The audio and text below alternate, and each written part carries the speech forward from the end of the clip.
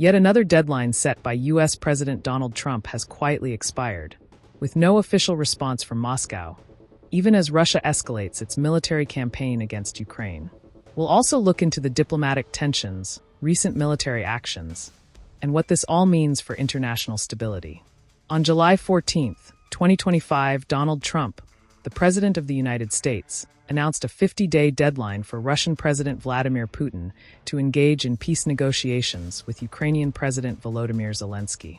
The goal was to bring the conflicting parties to the table and seek a diplomatic resolution to the ongoing crisis.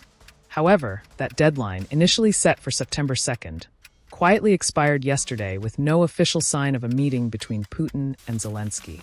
And remarkably, just 2 weeks after announcing it, Trump had already scaled back that deadline to 10 to 12 days on July 28th, only to let that slip by without any substantial diplomatic breakthrough. Meanwhile, on the ground, the conflict continues to escalate. Russian forces launched a massive barrage of over 500 drones and missiles targeting Ukraine's western regions. Ukrainian officials reported that this large-scale attack caused widespread power outages, particularly in the northern Chernihiv region, leaving some 30,000 civilians without electricity after drone strikes hit civilian infrastructure.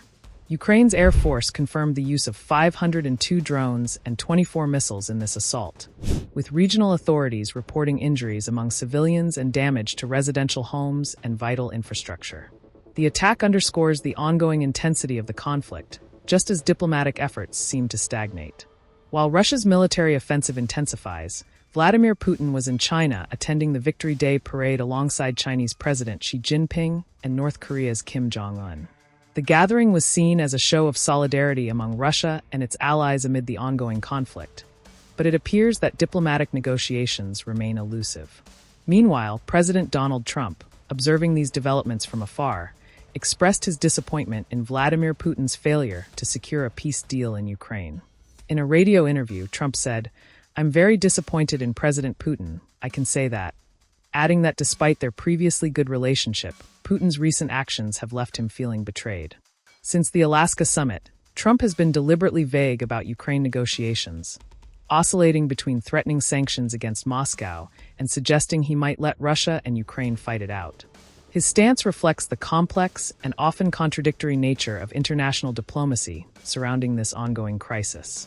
As the world watches these developments unfold, the question remains: what's next for Ukraine, Russia, and the fragile diplomatic efforts that seem to be stalling?